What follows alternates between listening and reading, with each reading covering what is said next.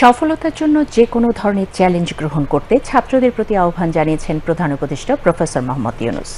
বৃহস্পতিবার রাতে মিশরের আল আজহার বিশ্ববিদ্যালয়ে ছাত্রদের উদ্দেশ্যে দেওয়া বক্তব্যে প্রধান উপদেষ্টা এই আহ্বান জানান।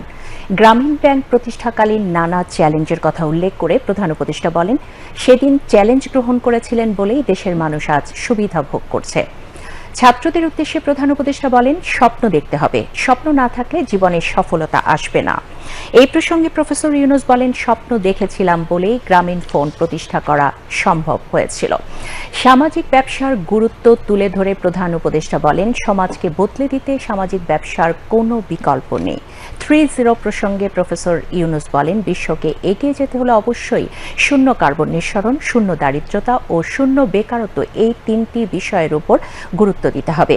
এর আগে আল আজহার বিশ্ববিদ্যালয় ক্যাম্পাসে পৌঁছালে প্রধান উপদেষ্টাকে স্বাগত জানান বিশ্ববিদ্যালয়ের প্রেসিডেন্ট অধ্যাপক ডক্টর সালামা দাউদ। আল আজহার বিশ্ববিদ্যালয়ের পোস্ট গ্রাজুয়েট স্টাডিজ অ্যান্ড রিসার্চের vice president professor doctor Mahmud Siddique এ সময় উপস্থিত ছিলেন।